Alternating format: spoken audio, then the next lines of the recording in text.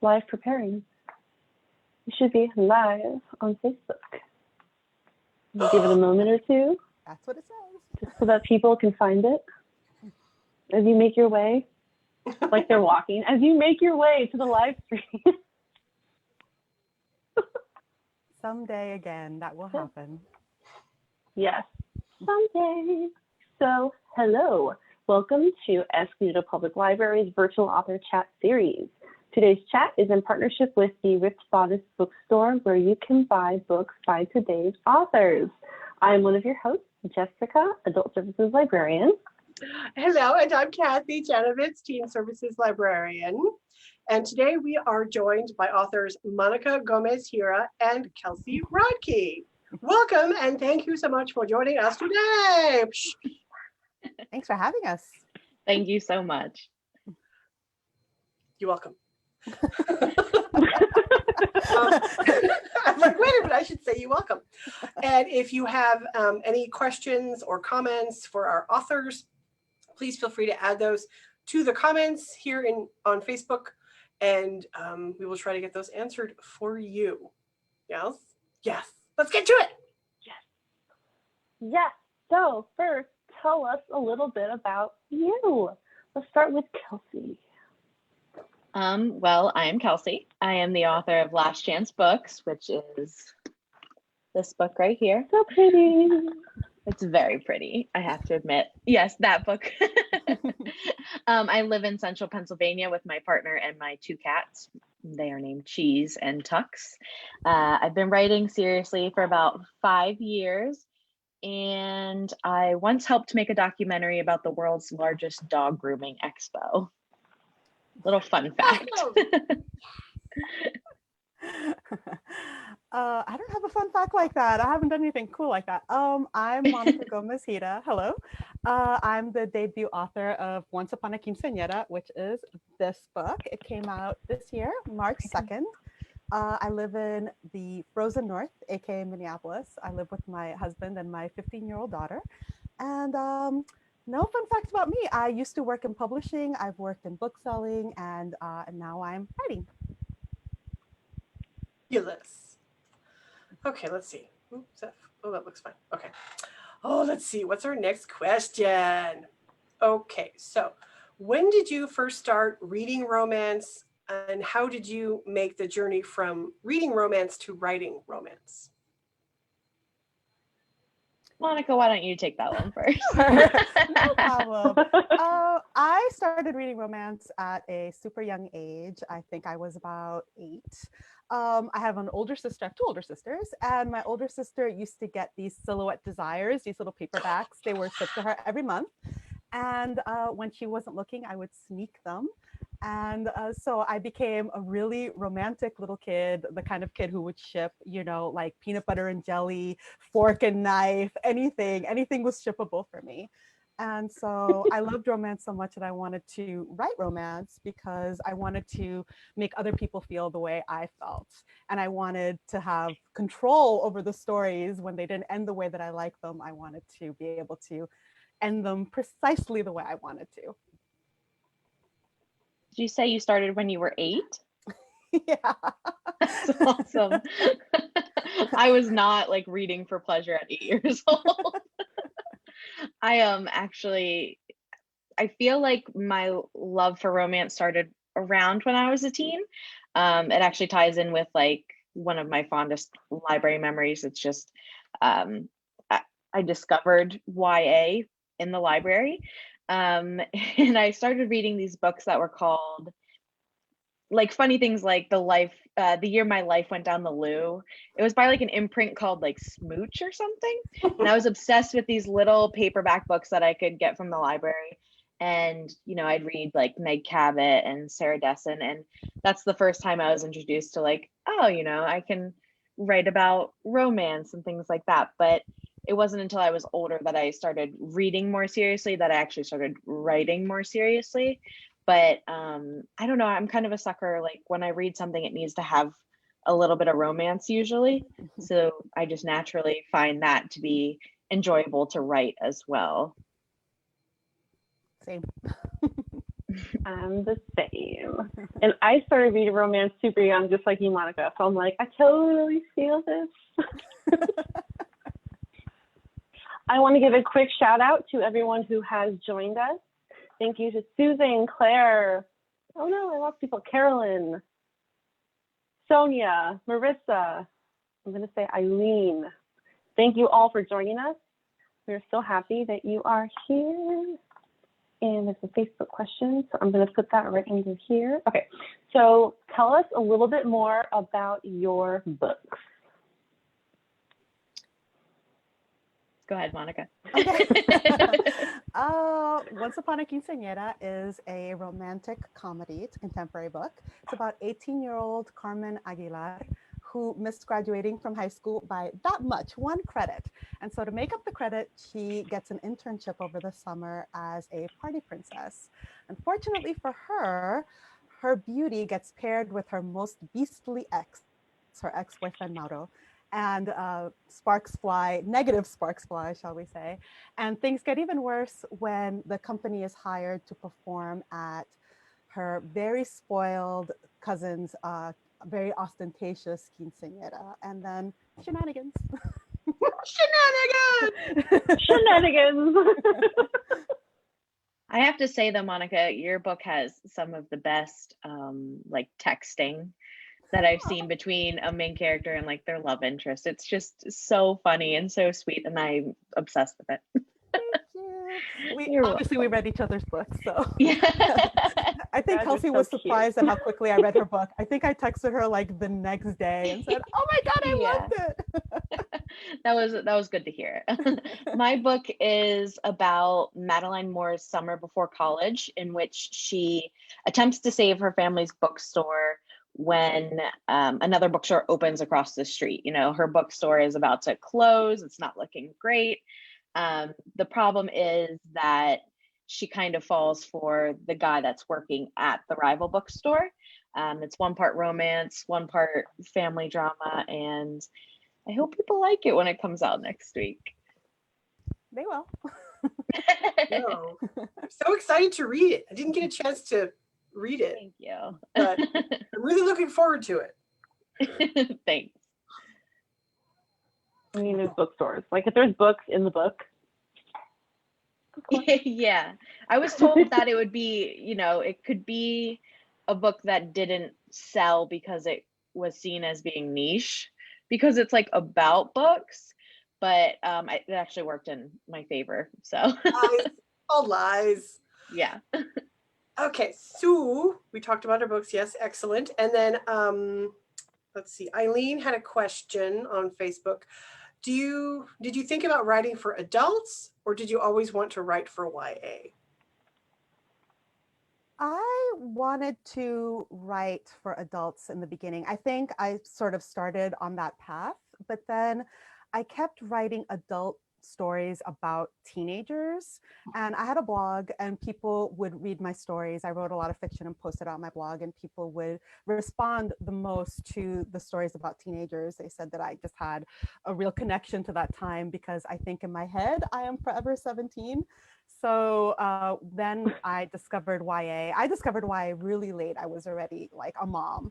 And I found it at the bookstore, the library, and then I just became obsessed, and I just realized this is what I want to write. And then I never looked back. I only write YA now.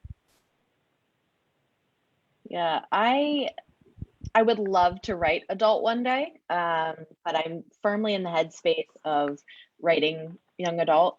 I think because I was a young adult when I started to kind of start writing, it just felt natural to write about that because that's what I was reading. That's how I felt. But I feel like there are opportunities in young adult that adult books don't have. There's a lot of like subtle lesson learning. There's a lot of coming of age themes. And you have, I think, in my opinion, you have a chance for more fun in young adult because, you know, teens are fun. But I would love to write adult one day. I just would have to really have the right idea because everything is still firmly like teen centric right now. Yep. Okay, thank you for answering Eileen's question. Let's see, what do we got next? Oh, so what inspired you to write these specific stories? Kelsey, do I go first? I'm just gonna wait for you. Well, I was a teen who worked in retail, so I really wanted to write about a teen working in retail. And other than that, I really love the hate to love romance trope. I think it has a lot of built-in conflict. And so I just kind of wanted to mash those two things together. Originally, when I wrote the first 20,000 words of this book before I shelved it for a year, it was about two teens working in a mall together, and they were in different stores. And I didn't have the setting right. So when I moved it eventually to two bookstores outside of a shopping mall, it kind of clicked. But the original inspiration was just a group of not children, but a group of teenagers working at a shopping mall. And I'm still very fond of that weird little world I almost created. But I'm happy with how it turned out because it's a broader scale, higher stakes kind of a thing. Yeah, definitely, because they're fighting for the survival of one of the bookstores. So that's they're intense. Yeah, and they're both family bookstores, so they both have the stakes there. So it was fun. Yep. I was inspired to write my book because I wanted to write a story with Latinx characters that looked like me and sounded like me, and I wanted to give them sort of center stage in the big fluffy love story. I've always thought quinceañeras were fascinating. I didn't have one, but I've been to some, and they're just something else. They're like Sweet 16 parties on steroids. They're like mini weddings. And so I would love to watch all the background drama with the families. And I thought, there's a story there. But kind of like Kelsey, it was not gelling right away. And then I read a post by a woman who was a party princess online, and she said, oh, most of the party princesses I work with are actually high school students and young college students. And I thought, what a fun job. And then the two ideas came together, and then everything kind of started after that. It doesn't seem like a fun job for Carmen, though. No, she grows to like it, but in the beginning, she's not feeling it at all. No. Yeah. How did you choose the names for your characters? Carmen came fully formed. She announced herself in my head. Her voice was very clear and her name was very clear. Everything was clear with her. And Mauro took a little longer. I sort of tried different names. Nothing felt right. But then I remembered a name from a guy I knew in college and who hopefully will never recognize himself. He's not anything like this boy, but the name is the same. And then it just clicked after that. I named my two leads after other fictional characters. I named Jasper after Jasper on the 100. If anybody is familiar with that dystopian type show. And Madeline was named after the fictional redheaded French little girl that's always causing problems. So I figured that that suited her well. Madeline was probably one of the first books that I remember reading as a kid. So it just felt right to name her after that character. Oh, I didn't know she was named after Madeline. I love that. I could still recite the beginning of that book. I read it to my daughter so many times. A lot of people would pronounce Madeline's name like Madeleine or something. And I'd be like, well, actually it's Madeline, Yes. the little girl. Yes. But ultimately it doesn't matter, however you say her name. I'm going to do a few more shout outs from people that have joined. Jennifer, Andrea, more Jennifer. Jennifer's like, yes, love the 100. For a minute, I thought when you said Jasper, I thought you were going to say Jasper from the Twilight series. I'm like, that's what I was thinking. That's what I I thought. thought it was Jasper from Six of Crows. There's a Jasper in that too, isn't there? Jasper, yeah. Oh, it's Jasper, close. yes. Yeah. Close. No. The 100. Yeah. Oh, let's see. It's my turn. Oh, there it is. Thank you, Jessica. She was highlighting it, and I'm like, oh, that's what I'm supposed to say. So, did you have the story? Because we've kind of talked about this a little bit as you've chatted, but did you have the story plotted out, or did you create as you wrote, technically? Monica? Kelsey, you're a plotter, right? I'm an intense plotter. It's almost like a problem. I can't really start writing something. I can't finish something unless I plot the whole book. I have so many started manuscripts that fizzled out after like 4 chapters because I knew what the beginning looked like, but I had no clue what comes after that. But I have like a template where I outline about 30 chapters with all of my like major beats that go in first, and then I flesh it out with the rest after. But like even worse, it's like I plot that out. Sometimes I give it a few days and then I go in and I revise it. Like I'm serious about nailing it the first time because I'm terrified of revising. And I really don't want to have to like do any kind of structural revision because moving parts around in the book is just so scary. I am the absolute opposite. Chaos. I am chaos. I'm a pantser. I write in order from beginning to end, telling myself the story. And I always get stuck invariably. And then I do try to plot nowhere near as intensely. I wish I could do that. Your process sounds like my absolute dream. I just that's not how my brain works. I mean, I'm more like a car with the emergency brake on. Like I'm driving and then I stop and then I plot like 3 chapters and then I write those and then I stop. And yeah, I am not a fan of my own process, but so far it's the only way that I can do it. That sounds scary to me as well. It just, especially like when you're writing on a deadline. Yeah. I need to know ahead of time where we're going, and I need to have it in my head. Like when I write, I try and do at least 1 chapter at a time. So if I didn't know where I was going with the chapter and I had to stop like mid chapter, I would probably combust. I need to know how everything's going to work out. And I can't know until I write it. And then, and I do unfortunately have to I did major structural revisions on Quince. When I was working with Rachel, we cut a whole subplot. I mean, there was a lot that gets done. The good news is it's not as scary as you think, but the better news for you is that you probably will never have to do it because you plot so carefully. Hoping. Oh, let's see.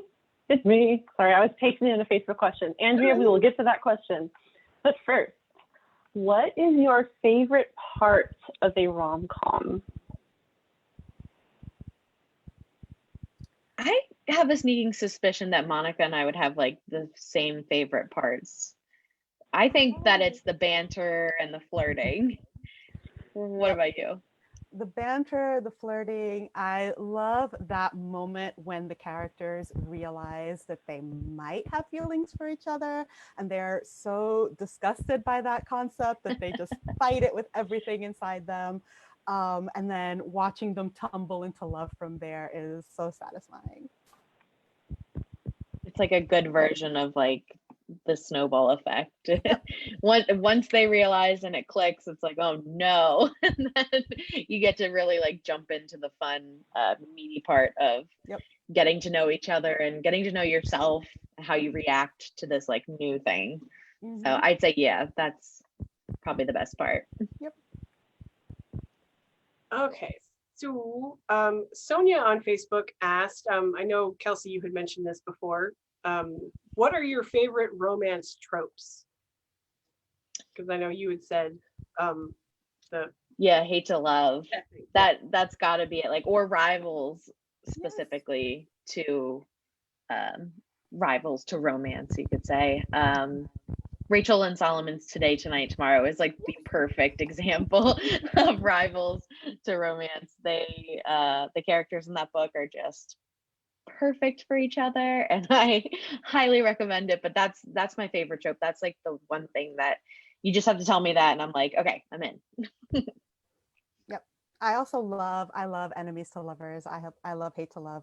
I also really love fake dating. And if I could somehow find a way to combine enemies to lovers and fake dating, I will pretty much read any book that has those two elements. Either one, but if you ever combine them, I am the first one there. Auto buy. You have to Yes, have that absolutely. one. The next one is Andrea's Facebook question. Thank you, Andrea. What are some of your favorite moments in your books?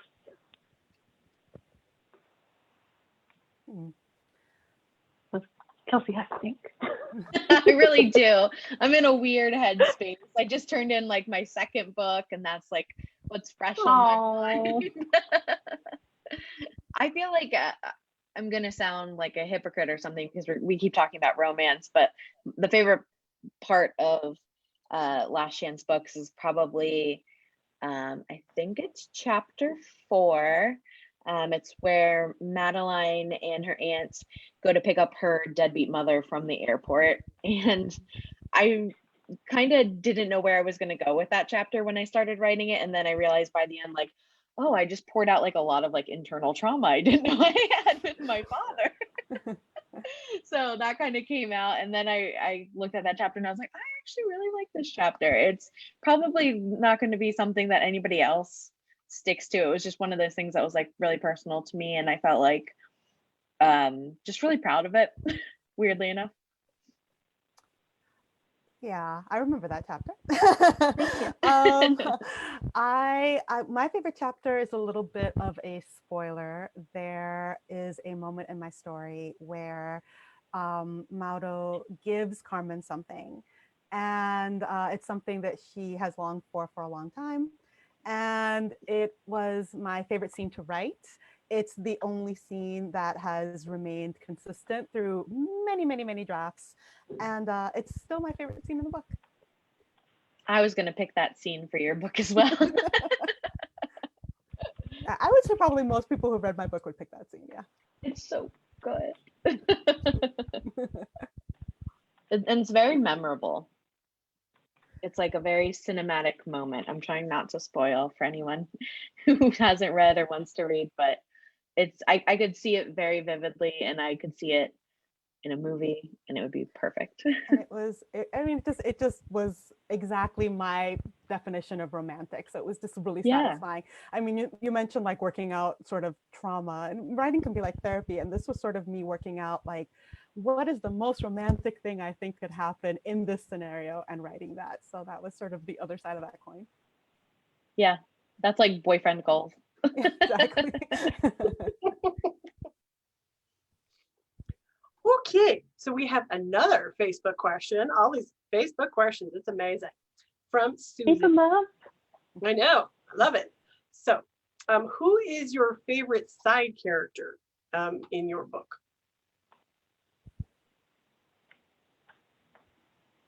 Monica, you can go.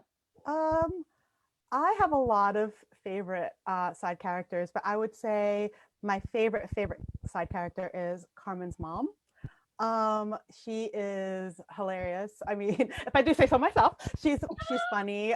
She has sort of a lot of big, broad humor moments, and very tempestuous, temperamental woman who who can settle down and actually be a mom when she needs to be. She and Carmen are very close, but she definitely gets a lot of my favorite lines in the book. So she was my favorite side character to write. Madeline's mom is my favorite character. I felt very similar in that, like, I could kind of just make her say and do anything, and because of who she is, it's just like believable. She's this disaster woman, and she has a really interesting arc where she acts very much like a child. Like the dynamic between Madeline and her is that Madeline's the adult and Dahlia is the child. So it's a nice arc where they kind of flip the roles. And I felt that was really fun to write. And I feel like a lot of people hated her mom. Like when I was revising the book before I got my book deal, it was just, I had an agent who was close to offering on the manuscript, and she said, take out the mom. And I was like, no. So I'm glad that I fought for her, essentially, because she's my favorite and she's ridiculous. And I know she's going to be a controversial character to some people because she is a terrible mother. But I try to make it so that she's terrible in a comical way, I hope. But yeah, so I picked the mom too. She is terrible, but she's terrible in a way that makes sense. I mean, she's not, Cruella de Vil. Like, it makes sense for No. the character. Yeah, she's just a disaster. She should not have had children. Yeah. Oh, goodness gracious. Okay, let's see. What do you do when you're not writing or sleeping or eating? Stuff, other things. I try to read. I say try because something about this pandemic has just really messed with my attention span. And so everything is sort of, 3 words and then my mind sort of wanders off. But I am still trying to read because I think it's really important for writers to read. And I have a 15-year-old, as I mentioned, and we like to watch BTS and Harry Styles performances on YouTube. So that's the other thing we do for fun. I love that. Reading, like you said, obviously, kind of have to keep up with the craft. And it's also just nice to turn your mind off in that specific way. But in another way, you can turn your mind off. I watch a lot of scary movies. And I also watch home renovation shows, which are kind of on opposing ends of the spectrum.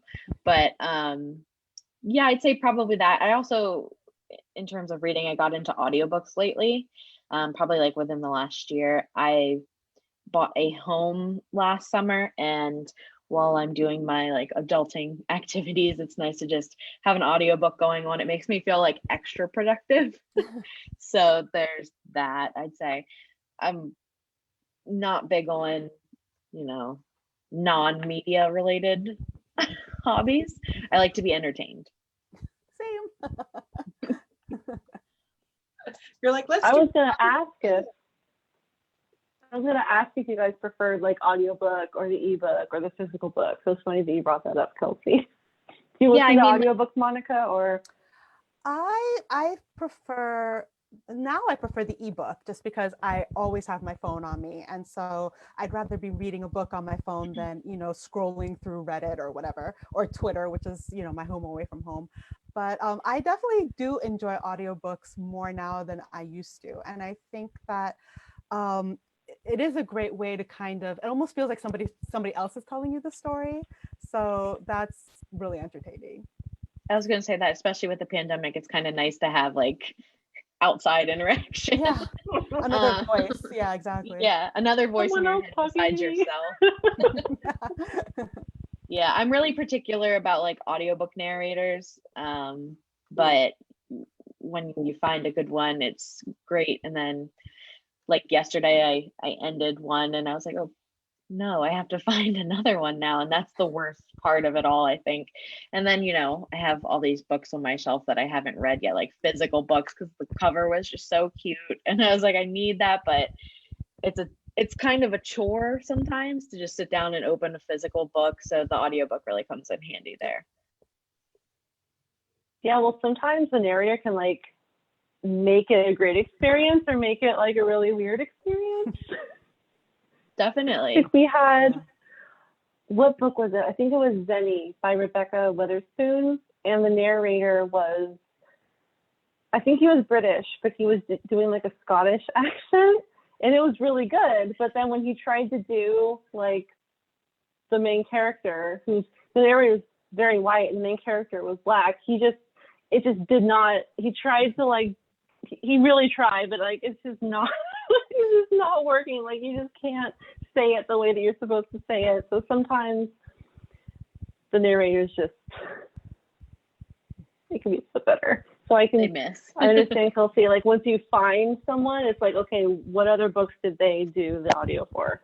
Yeah, I actually recently listened to Kate in Waiting by Becky Albertalli.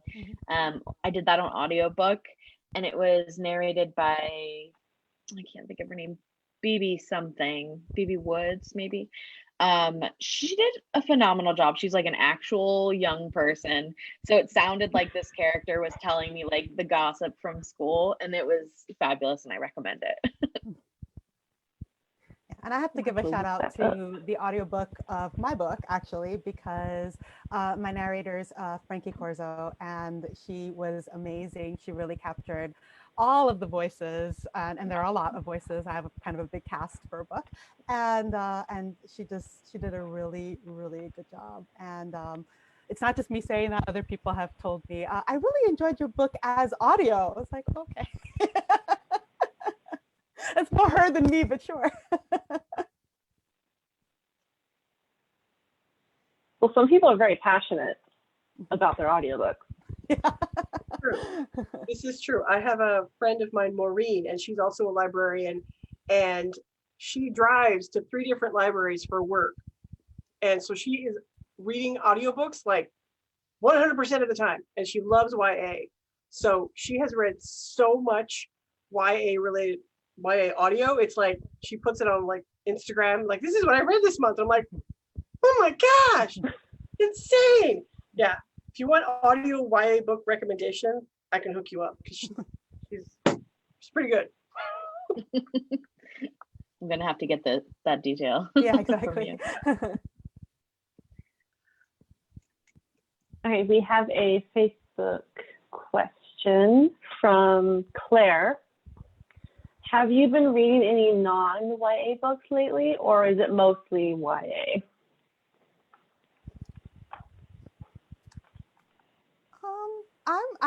I read both. I read adult and I read YA.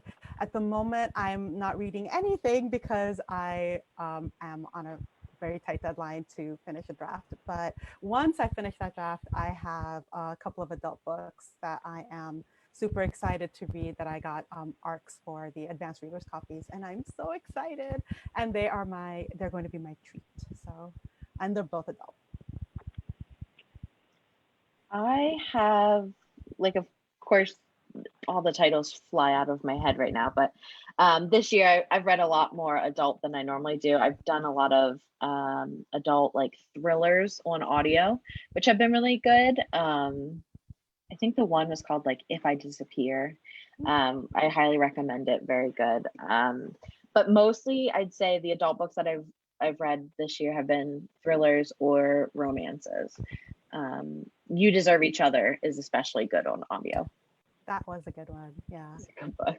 That's a good book. Yep. Okay, let's see. Did you do any fun or interesting research for your book? Like go to a specific place or research a topic you weren't familiar with? Eat stuff. Eat stuff, food. I need to eat all the cupcakes or whatever. Not a bakery, it's a bookstore, unfortunately, but. Yeah. Monica, did you have any research? Just the Party Princesses, probably? I did. I followed a bunch of Party Princess companies on Instagram so that I could see sort of how they run things. I watched a ton of Quinceañera dances on YouTube, and so adorable. Love actually watching, the young people sort of learn. Especially I loved it when they would put up the rehearsals and then you could really see this is how they started and this is how they ended up. And that really helped me shape the way that they learned how to do it. And my parents live in Miami. So back when I was writing before pandemic and everything, I would go down there all the time and use it as an excuse to eat all the Cuban food that my heart desired. Because it was in my book. So Yeah, I didn't have any research because, like revision, I'm terrified of having to potentially get something wrong. I just have a fear that like I'll research and then just get into one of those like black holes where I know too much and not enough and I do something wrong. So I try to write really close to my own experiences, which is going to run out eventually. Like there's only so many books I can write that I don't research about, but nothing for Last Chance Books. I did have a bookseller read my manuscript at some point before I sold it.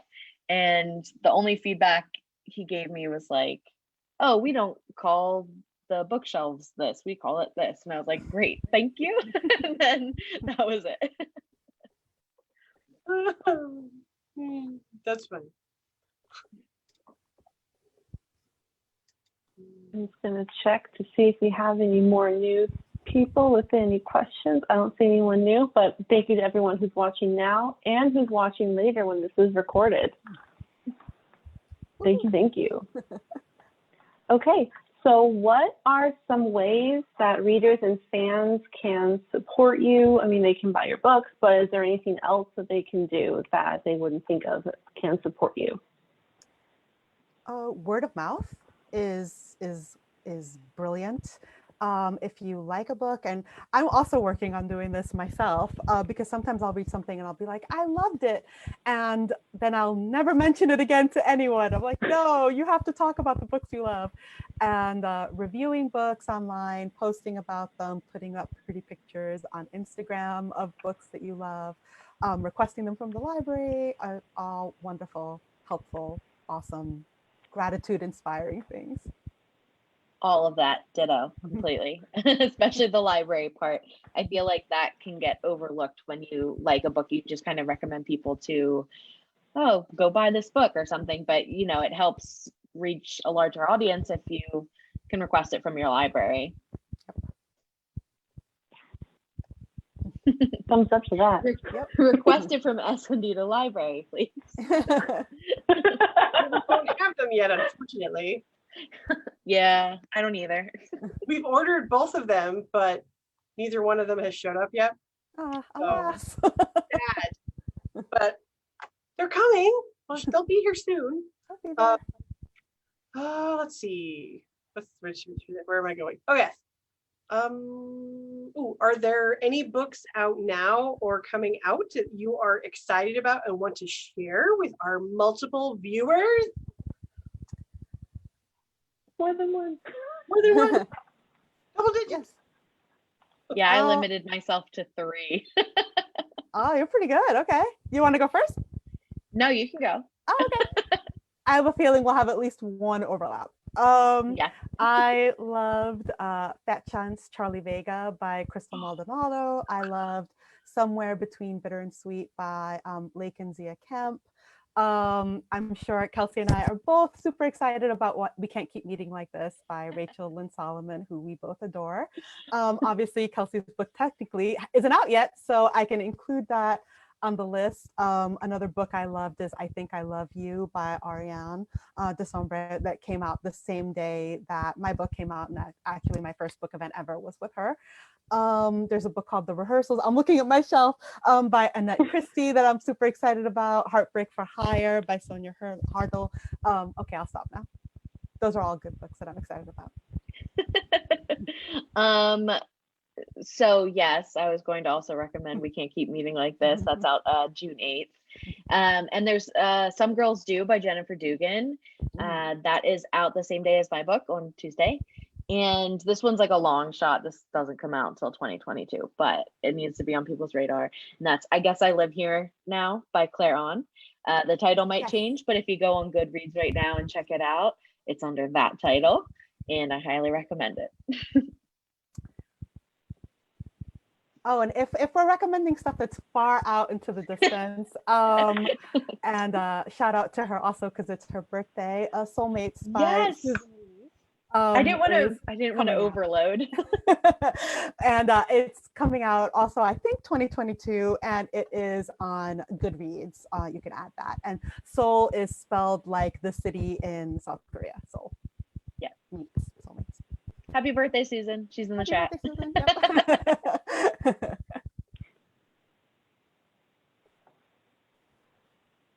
I think it's me. Okay, it's me. So you've talked a little bit about whether you're a plotter or a pantser, but what is like your writing ritual? Do you have one? Can you write anywhere? Do you have to be in a particular environment? If your characters are smelling something, do you have to be smelling it? So just like, what is it like when you're writing? I have a playlist, and I have to listen to that playlist every time I write to get into the headspace of where the characters are. And as I get further into the writing process, I usually will pick one song from the playlist and play it over and over and over again on repeat while I'm writing. So it sort of just melts into the back of my brain and becomes one with whatever I'm writing. Other than that, I have a certain chair in my house that I like to write on that I think if I ever have to get rid of this chair, my career's over, because that's where I write. But other than that, you know, luckily I don't need to smell anything special or you know, drink coffee, obviously coffee, and for revising sugar and Twizzlers are also very important.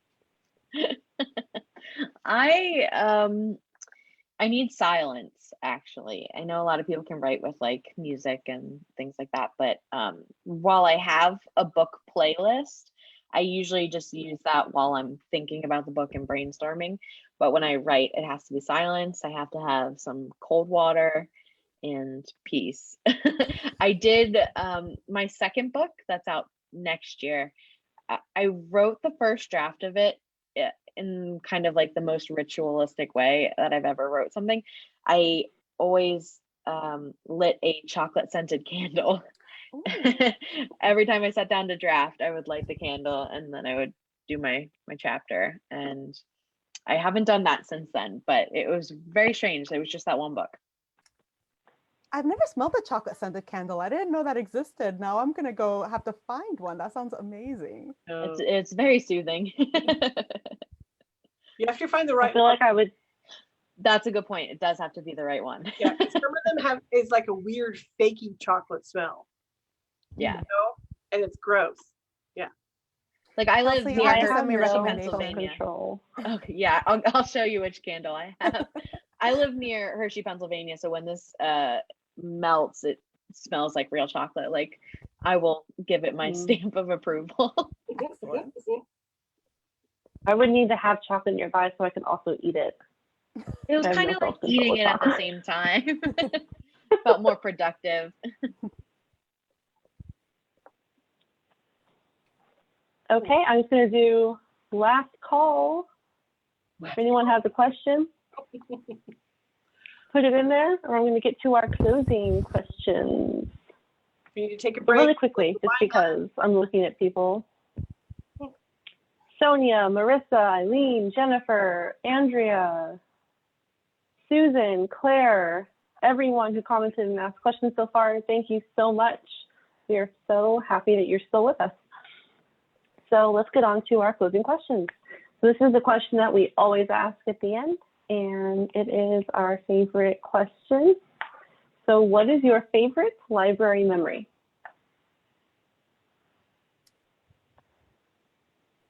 Go ahead if you have one. Sure. My favorite library memory is when the children's librarian started letting me check out books in the adult section.